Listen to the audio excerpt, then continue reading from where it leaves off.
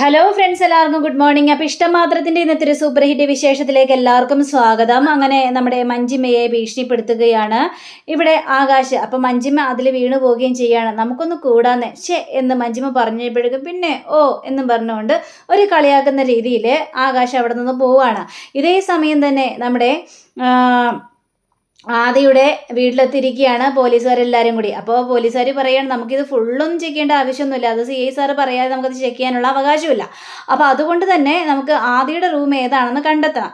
അതിനുശേഷം ആ റൂമിൽ നമ്മൾ മാത്രം ചെക്ക് ചെയ്താൽ മതി എന്ന് പറയുകയാണ്. അങ്ങനെ ആദ്യം ഒരു റൂമിലേക്ക് കയറുകയാണ്. ആ റൂമിൽ അലമാര തുറന്നു കഴിഞ്ഞപ്പോഴേക്കും അതിൽ ലേഡീസിൻ്റെ ഡ്രസ്സുകൾ മാത്രമാണ് കാണുന്നത്. നമുക്കിവിടെ കയറേണ്ട, ഇത് അവൻ്റെ റൂമല്ല, ഇത് ലേഡീസിൻ്റെ ഡ്രസ്സുകൾ മാത്രമുള്ളതെന്ന് പറയാം. അതിനുശേഷം തൊട്ടിലിരുന്ന റൂമിലേക്ക് കയറുകയാണ്. അതെ, ഇത് ആദിയുടെ റൂമല്ല, കണ്ടില്ലേ തൊട്ടിലൊക്കെ കിടക്കുന്നുണ്ട്, അത് നമുക്ക് വേറെ റൂമിലേക്ക് പോകാം എന്ന് പറഞ്ഞ് ഈ പോലീസുകാർ ശരിക്കും ആദിയുടെ റൂമിലേക്ക് എത്തുകയാണ്.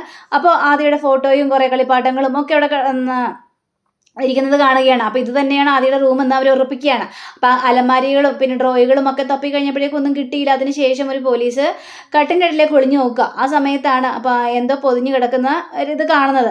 അപ്പോൾ ഇത് കണ്ടു കഴിഞ്ഞപ്പോഴേക്കും സാറേ ദേ എന്തോ പൊതിഞ്ഞ് കട്ടിൻ്റെ അടിയിൽ ഇട്ടിട്ടുണ്ടല്ലോ, താനത് എടുക്കണോ എന്ന് പറഞ്ഞ് ആ ഒരു ആദിയുടെ ബനിയനിലാണ് അതൊരു പൊതിഞ്ഞ് വെച്ചിരിക്കുന്നത്. അപ്പോൾ ആദിയുടെ ബനിയൻ ഇങ്ങനെ തുറന്നു നോക്കി കഴിഞ്ഞപ്പോഴേക്കും അതിൽ ഒരു സ്പ്രേ ബോട്ടിൽ, അതായത് കീടനാശിനിയുടെ സ്പ്രേ ബോട്ടിലാണ് കിട്ടുന്നത്. സാറേ ദേ സംശയിച്ചതുപോലെ ശരി തന്നെയാണ്, ആ കുഞ്ഞിൻ്റെ മുഖത്ത് സ്പ്രേ ചെയ്തത് അത് ആയി തന്നെയാണ്. ദേ ഇതാണ് ആ കീടനാശിനിയുടെ സ്പ്രേ. അവൻ ടീഷർട്ടിൽ പൊതിഞ്ഞിട്ട് ആരും കാണാത്ത രീതിയിൽ ഒളിപ്പിച്ച് കട്ടിൻ്റെ അടിയിൽ വെച്ചിരിക്കുകയായിരുന്നു എന്നൊക്കെ പോലീസുകാർ സംസാരിക്കുകയാണ്. അങ്ങനെ ഇതേ സമയം തന്നെ നമ്മുടെ ആദിയെയും മഹേഷിനെയും കാണിക്കുകയാണ്. അപ്പോൾ ആദി മഹേഷിനെ കെട്ടിപ്പിടിച്ചുകൊണ്ട് കരയാണ്. ഡാഡി ഞാനൊരു തെറ്റും ചെയ്തിട്ടില്ല ഡാഡി, എനിക്കറിയില്ല, കുഞ്ഞാമ്മയ്ക്ക് ഇതെങ്ങനെ സംഭവിച്ചതെന്ന് എനിക്കൊരു പിടിയില്ല. അപ്പോൾ അതെ പോലീസുകാരെല്ലാവരും കൂടി വരികയാണ്. CI സാറാണെങ്കിൽ രണ്ടും കൽപ്പിച്ച് തന്നെയാണ് ഈ ആദി എങ്ങനെയും കൊടുക്കണം എന്നുള്ളൊരൊറ്റ ചിന്ത മാത്രമേ ഈ CI സാറിൻ്റെ മനസ്സിലുണ്ടായിരുന്നുള്ളൂ. അങ്ങനെ CI സാർ പറയാണ്, മഹേഷേ ഞങ്ങൾക്ക് ആദ്യം കൊണ്ടുപോകേണ്ടി വരും. സാർ എന്തിനു വേണ്ടി എൻ്റെ മകനെ കൊണ്ടുപോകുന്നത്? എൻ്റെ മകൻ ഒരു തെറ്റും ചെയ്യില്ലെന്ന് എനിക്ക് നന്നായിട്ട് തന്നെ അറിയാം.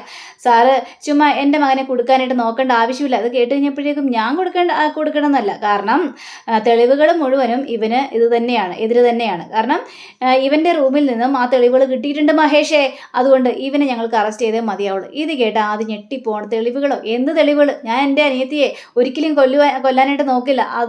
അതെൻ്റെ പൊന്നോമനയാ, എൻ്റെ അനിയത്തിയാ, ഞാൻ എൻ്റെ അനിയത്തിയെ ഒരുപാട് സ്നേഹിക്കുന്നുണ്ടെന്ന് ആദ്യം കരഞ്ഞറിഞ്ഞ് പറഞ്ഞെങ്കിലും ഈ പോലീസുകാരതൊന്നും കേൾക്കാനായിട്ട് തയ്യാറായില്ല.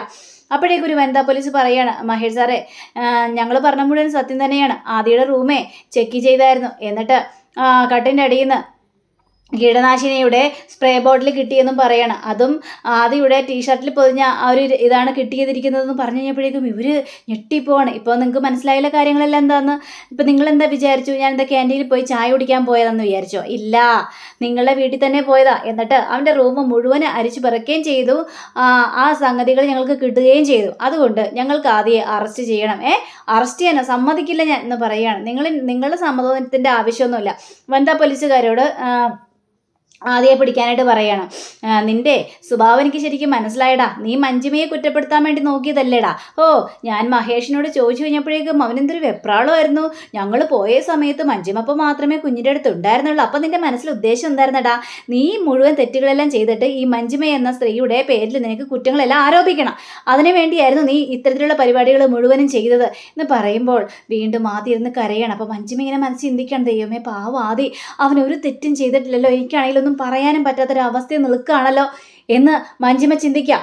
അപ്പോൾ പോലീസുകാരെല്ലാം ആദ്യം ബലമായിട്ട് പിടിച്ചുകൊണ്ട് പോകാൻ പോകുന്ന സമയത്താണ് നമ്മുടെ ഇഷിത ഐസിൽ നിന്ന് ഇറങ്ങി വരുന്നത്. ഈ ഒരു കാഴ്ച കണ്ട ഇഷിത ഞെട്ടിപ്പോവാണ്. എന്താ ഇത്, നിൽക്കവിടെ എന്നും പറഞ്ഞുകൊണ്ട് ഇഷിത അങ്ങോട്ട് ഓടിച്ചെല്ലുകയാണ്. നിങ്ങൾ എന്താ കാണിക്കുന്നത്? നിങ്ങൾ എന്തിനാ ആദ്യം പിടിച്ച് വെച്ചിരിക്കുന്നത്?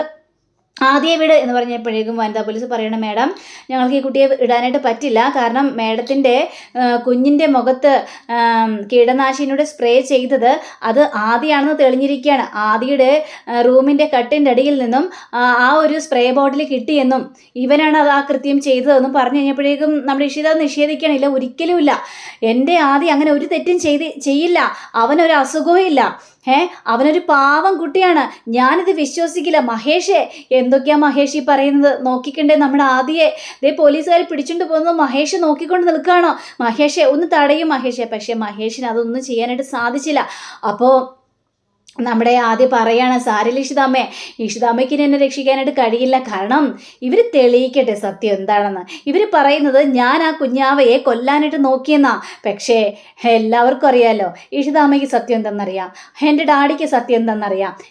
ദൈവത്തിനും അറിയാം ഞാൻ ഈ തെറ്റ് ചെയ്തിട്ടില്ല എന്ന്. അതുകൊണ്ട് ഞാനിപ്പോൾ പോവാണ് ഇഷിതാമ്മേ, ഇവരോടൊപ്പം തന്നെ പോവാണ്. ഇവർക്ക് എന്ത് ചെയ്യാൻ പറ്റുന്നോ അതൊക്കെ ചെയ്യട്ടെ ഇഷിതാമ്മേ എന്നും പറഞ്ഞുകൊണ്ട് നമ്മുടെ ആദിയെ പിടിച്ച് വലിച്ചടിച്ചുകൊണ്ട് പോവാണ്. നമ്മുടെ ഇഷിതയ്ക്ക് അത് കണ്ടു നിൽക്കാനായിട്ട് സാധിച്ചില്ല. മഹേഷേ, എന്താ മഹേഷേ കാണുന്നത്? നമ്മുടെ മോനെ പോലീസുകാർ പിടിച്ചുകൊണ്ട് പോകുന്നോ എന്നും പറഞ്ഞുകൊണ്ട് പൊട്ടി പൊട്ടി കരയാണ്. ഇഷിത മഹേഷിനെ കെട്ടിപ്പിടിച്ചുകൊണ്ട് ഇതേ സമയം തന്നെ കാണിക്കുന്നത് രജനിയെയും നമ്മുടെ ആകാശിനെയാണ്. അപ്പോൾ ആകാശ് ഇങ്ങനെ വന്നിട്ട്, അതെ ടി വിയിലൊരു പാർട്ടിയുടെ ഇതുണ്ട്, ആ പാർട്ടി ഏതാണെന്ന് അറിയില്ല. രജനി ഇങ്ങനെ പറയുന്നുണ്ട്, ആ പാർട്ടി പൊട്ടി പാളീസായി കഴിഞ്ഞാൽ ആകാശം പേടും എന്ന രീതിയിൽ തന്നെ. അങ്ങനെ ഒന്നും അറിയാത്ത രീതിയിൽ അവിടെ ആകാശ് ടി വി വെച്ച് കഴിഞ്ഞപ്പോഴേക്കും വാർത്ത കേൾക്കുന്നത് ദമ്പതികളുടെ കുഞ്ഞിൻ്റെ മുഖത്ത് കീടനാശിനി അടിച്ച് കൊലപ്പെടുത്താനായിട്ട് ശ്രമിച്ചു എന്ന വാർത്തയാണ് കേൾക്കുന്നത്. കേട്ട് കഴിഞ്ഞപ്പോഴേക്കും നമ്മുടെ രചന പറയണം, ദൈവമേ ഇത് ചെയ്തത് ആരാണാവോ, എങ്ങനെ ഈ കൃത്യങ്ങളെല്ലാം ചെയ്യാനെടുത്തുന്നു? അത് തന്നെ രചന, എന്താണെന്നൊന്നും മനസ്സിലാവുന്നില്ലല്ലോ. അത് വേറെ ആരില്ല, ഇഷിതയുടെയും മഹേഷിൻ്റെയും കുഞ്ഞിനെയാണ് കൊലപ്പെടുത്താനായിട്ട് ശ്രമിച്ചത്. ഇത് കേട്ട രചന ഞെട്ടിപ്പോണ്. ആകാശ് കേട്ടോ, മഹേഷിൻ്റെ കുഞ്ഞിനെ കുറിച്ചാണ് പറയുന്നത്, ഇഷിതയുടെ കുഞ്ഞിനെ കുറിച്ചാണ് പറയുന്നത് എന്നിങ്ങനെ പറഞ്ഞപ്പോഴേക്കും ആണല്ലോ, നിന്ന് മിണ്ടാതിരിക്കുക, വിശദമായിട്ടൊന്ന് കേൾക്കട്ടെ. അത് മറ്റാരുമല്ല, മഹേഷിൻ്റെ ആദ്യ ഭാര്യയിലുണ്ടായ കുഞ്ഞ് ആദിയാണ് ഈ കുഞ്ഞിനെ ഇല്ലാതാക്കാനായിട്ട് ശ്രമിച്ചത് എന്നവിടെ പറയുകയാണ്. അപ്പോൾ ആദിയാണ് കൊന്നതും കൂടെ അറിഞ്ഞു കഴിഞ്ഞപ്പോഴേക്കും അത് നമ്മുടെ രചനയ്ക്ക് വിശ്വസിക്കാൻ പോലും പറ്റാത്തൊരവസ്ഥയാണ്. എന്താ പറഞ്ഞത്, ആദിയെന്നോ? ഇല്ല, എൻ്റെ മോൻ ഒരിക്കലും ചെയ്യില്ല, ഇത് പറഞ്ഞ മുഴുവൻ പച്ച കള്ളമാണ്. രചന നീ ഒന്ന് സമാധാനിക്ക്, വിശദമായിട്ട് പറയട്ടെ. അങ്ങനെ ആദിയുടെ കട്ടിലിൻ്റെ അടിയിൽ നിന്നും ആ ഒരു സ്പ്രേ ബോട്ടിൽ കിട്ടിയെന്നും ആ കൊച്ചു ഭയങ്കര ക്രൂരകൃത്യമാണ് ചെയ്തതെന്നും അതിനൊരു മാനസിക രോഗമുണ്ടെന്നും അങ്ങനെ വാർത്തയിൽ വിശദമായ കാര്യങ്ങളെല്ലാം പറയുകയാണ്. ഇല്ല എൻ്റെ ദൈവമേ, ഞാൻ എന്തൊക്കെയാണ് കേൾക്കുന്നത്, എനിക്ക് വിശ്വസിക്കാൻ പോലും പറ്റുന്നില്ല, എനിക്ക് എൻ്റെ ആദ്യം ഇപ്പം തന്നെ കാണണം, എനിക്ക് സ്റ്റേഷനിൽ പോയി ഇപ്പം തന്നെ കാണുമെന്ന് പറഞ്ഞപ്പോഴേക്കും നമ്മുടെ ആകാശോടെ പറഞ്ഞ് നിർത്തുകയാണ്. രചന കാണാനായിട്ട് പറ്റില്ല, കാരണം നീ ഇപ്പം അങ്ങോട്ട് ചെന്ന് കഴിഞ്ഞിട്ടുണ്ടെങ്കിൽ നിന്നെയും കൂടി കുറ്റക്കാരിയാക്കും അവർ. കാരണം ആദ്യയെ കൊണ്ട് നീ തന്നെയാണ് ഇതെല്ലാം ചെയ്യിപ്പിച്ചെന്ന് പോലീസുകാർ പറഞ്ഞുണ്ടാക്കിയാലോ, നിന്നെയും പിടിച്ച് അകത്തിടൂലേ? ആകാശിന് എങ്ങനെ ഇങ്ങനെയൊക്കെ പറയാനായിട്ട് തോന്നുന്നു? എൻ്റെ മോൻ അവിടെ ജയിലിൽ ലോക്കപ്പിൽ കിടക്കുക, ആ സമയത്ത് ഞാൻ എൻ്റെ രക്ഷയ്ക്ക് വേണ്ടി ഞാൻ മാറി നിൽക്കണമെന്നോ? ആകാശിന് എങ്ങനെ ഇങ്ങനെയൊക്കെ പറയാനായിട്ട് തോന്നുന്നു? എനിക്ക് എൻ്റെ മോനെ ഇപ്പം തന്നെ കാണാം, ഏതൊക്കെ സംഭവിച്ചാലും എൻ്റെ മോനൊരു പാവമാണ്, അവനൊന്നും ചെയ്യില്ല, അവനെ മനഃപൂർവ്വം കൊടുക്കാൻ വേണ്ടി ആരോ ചെയ്ത പരിപാടിയാണത്, അല്ലാതെ എൻ്റെ മോൻ ഒരിക്കലും ഇങ്ങനെ ചെയ്യാൻ പോകുന്നില്ല.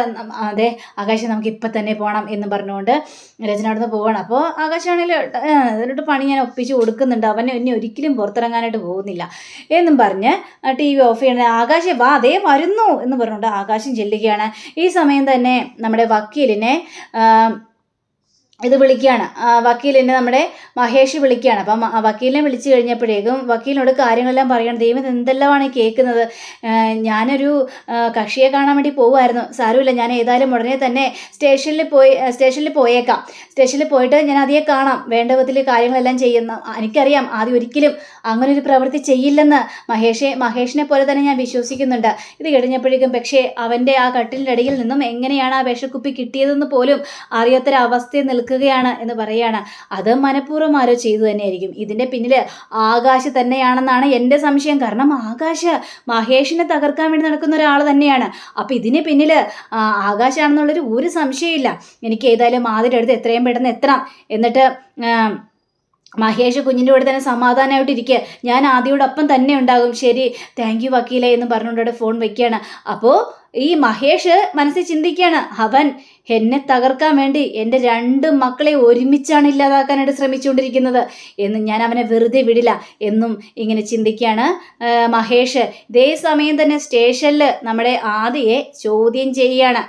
അപ്പോൾ ആദ്യോട് പറയാണ്, എടാ ഈ സ്പ്രേ ബോട്ടിൽ നീ കണ്ടിട്ടുണ്ടോ എന്ന് ചോദിച്ചു കഴിഞ്ഞപ്പോഴേക്കും ഇല്ല, ഞാൻ കണ്ടിട്ടില്ല. അപ്പോൾ ആ ബനിയൻ കാണിച്ചു കൊടുക്കുകയാണ്. ഇതാരുടെ ബനിയനാ? ഈ ബനിയൻ നിൻ്റെയാണോ?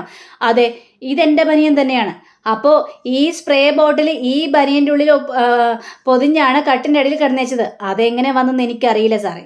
കുഞ്ഞിനെ കൊലപ്പെടുത്താൻ ശ്രമിച്ചത് ആരാണോ ആ കുറ്റം ആദ്യം കണ്ടെത്ത്, അതിനുശേഷം അറിയാലോ ഈ സ്പ്രേ ബോട്ടിൽ എങ്ങനെയാണ് എൻ്റെ കട്ടിൻ്റെ അടിയിൽ നിന്ന് വന്നതെന്ന്. അപ്പോൾ അറിയാമെന്ന് ചോദിച്ചു. നീ എന്താണ് പോലീസുകാരെ ചോദ്യം ചെയ്യണം? എന്താ സാറേ, സാറിനെ തല്ലണോ? സാറിൻ്റെ ദേഹത്ത് തൊടില്ല സാറേ. ദേഹത്ത് തൊട്ട് കഴിഞ്ഞാലേ സാറ് വിവരം അറിയും. ഒരു കൊച്ചു കുട്ടിയുടെ ദേഹത്ത് തൊട്ടാൽ എന്തൊക്കെയാണ് അവസ്ഥ ഉണ്ടാകാൻ പോകുന്നതെന്നൊക്കെ പഠിച്ചിട്ട് തന്നെയാണ് സാറേ ഞാനിവിടെ നിൽക്കുന്നത്. അതുകൊണ്ട് തന്നെയാണ് ആകാശ് എന്ന് പറഞ്ഞ അയാൾ എൻ്റെ ദേഹത്ത് ഇത്രയും നാളും കൈ വെക്കാതെ നടന്നത്. ആ ഒരു ഭീഷണി കൊണ്ട് മാത്രമാണ് സാറേ എന്നിങ്ങനെ നമ്മുടെ ആദ്യം പറയാണ്. ഓ, നീ അപ്പോൾ കുറ്റം സമ്മതിക്കില്ലല്ലേ? എടാ, നീ കുറ്റം സമ്മതിച്ചില്ലെങ്കിലും നിനക്കെതിരെ തെളിവുകളെല്ലാം ഉണ്ടടാ. എടാ, ആ ഒരു മെഡിക്കൽ സ്റ്റോറിൽ പോയി നീ ഈ സ്പ്രേ ബോട്ടിൽ മേടിച്ചതിനുള്ള തെളിവുണ്ട്. കാരണം അവിടുത്തെ ആ ഒരു മെഡിക്കൽ സ്റ്റോറുകാരനെ ഞങ്ങൾ പൊക്കിയിട്ടുണ്ട്. അയാൾ സമ്മതിച്ചു. നിന്റെ ഫോട്ടോ കാണിച്ചപ്പോൾ നീ തന്നെയാണ് ഇത് മേടിച്ചുകൊണ്ട് പോയെന്ന് അയാൾ പറഞ്ഞു. ഓഹോ, അപ്പോൾ സാറ് എല്ലാം മുൻകൂട്ടി ചെയ്ത് കഴിഞ്ഞു അല്ലേ സാറേ? പക്ഷേ ഞാനൊരു കാര്യം സാറോട് വ്യക്തമായി പറയാം. ഇങ്ങനെ ചെയ്യേണ്ട ആവശ്യം എനിക്കില്ല. ഞാൻ എൻ്റെ അനിയത്തിയെ ഒരുപാട് സ്നേഹിക്കുന്നു. ഞാനും ചിപ്പിയും കാത്തിരുന്ന് കിട്ടിയ ഒരു കുഞ്ഞാണത്. അതേപോലെ തന്നെ ഇഷിതാമ്മ കാത്തിരുന്ന് കുട്ടിയാണത്. അപ്പം അതുകൊണ്ട് തന്നെ ഇഷിതാമ്മ വെറും ഒരു അമ്മയല്ല, ചൈൽഡ് സ്പെഷ്യലിസ്റ്റാണ് അവർ. ഇത് കേട്ട് കഴിഞ്ഞപ്പോഴേക്കും പോലീസുകാരൊന്നിങ്ങനെ വിറച്ച് നിൽക്കുകയാണ്. അപ്പം നീ സത്യം പറയില്ല. ഞാനെന്തിനാ സത്യം പറയുന്നത്? ഞാൻ ചെയ്താൽ മാത്രമേ ചെയ്തെന്ന് പറയേണ്ട ആവശ്യമല്ലോ. നിങ്ങൾ ഭീഷണിപ്പെടുത്തിയിട്ടൊന്നും എന്നെ കൊണ്ട് സമ്മതം ഒളിപ്പിക്കാൻ നിങ്ങൾ വിചാരിക്കണ്ട എന്നിങ്ങനെ പോലീസുകാരോട് എതിർത്ത് തന്നെ സംസാരിക്കുകയാണ് നമ്മുടെ ആദ്യം. അത്രയ്ക്കും ധൈര്യമുള്ള ഒരാളായി മാറിയിരിക്കുകയാണ്. എത്രയും പെട്ടെന്ന് ഞാനിവിടെ നിന്ന് പുറത്തിറങ്ങും സാറേ. എൻ്റെ അനിയത്തി കുട്ടിയെ ഉപദ്രവിക്കാനൊന്നും എനിക്ക് കഴിയില്ല സാറ്. ബാക്കിയുള്ള കാര്യങ്ങൾ പോയി നോക്ക് സാറേ എന്നിങ്ങനെ പറഞ്ഞുകൊണ്ട് ആ പോലീസുകാരെ പറഞ്ഞിട്ട് ഇപ്പോൾ പോലീസുകാർ ദേഷ്യം വന്നിട്ട് രക്ഷയില്ലാതെ നിൽക്കുക. അപ്പോൾ ആദിയെ പിടിച്ചുകൊണ്ട് അകത്തേക്ക് പോ എന്ന് പറഞ്ഞുകൊണ്ട് ആദിയെയും പിടിച്ചുകൊണ്ട് അകത്തേക്ക് പോവുകയാണ്. ഇതേ സമയം തന്നെ നമ്മുടെ ഇഷിതയെ കാണിക്കുകയാണ്. അപ്പോൾ ഇഷിത കുഞ്ഞിനെ നോക്കുക. അപ്പോൾ കുഞ്ഞിനെ നോക്കി കുഞ്ഞിനെ ഓക്സിജൻ ഇട്ട് കിടത്തിയിരിക്കുകയാണല്ലോ. കുഞ്ഞിനെ കണ്ടിട്ട് ഇഷിതയ്ക്ക് സങ്കടം സഹിക്കാനായിട്ട് പറ്റുന്നില്ല. അപ്പോൾ ഇഷിതയ്ക്ക് ഒരു കപ്പ് ചായ ആയിട്ട് വരികയാണ് അവിടുത്തെ നേഴ്സ്. മാഡം, ഇന്ന് ചായ കുടിക്കാൻ എനിക്ക് വേണ്ട എന്ന് പറഞ്ഞുകൊണ്ട് കുഞ്ഞിനെ തന്നെ നോക്കി നിൽക്കുകയാണ് നമ്മുടെ ഇഷിത. അപ്പം അങ്ങനെയും കാണിച്ചുകൊണ്ടാണ് നമ്മുടെ ഇന്നത്തെ റിവ്യൂടെ അവസാനിച്ചിരിക്കുന്നത്. അടുത്ത റിവ്യൂവിനെ കാത്തിരിക്കുക, സബ്സ്ക്രൈബ് ചെയ്യുക. എല്ലാവർക്കും നല്ലൊരു ദിനം ആശംസിച്ചുകൊണ്ട് തന്നെ നമസ്കാരം. Thank you. See again. By.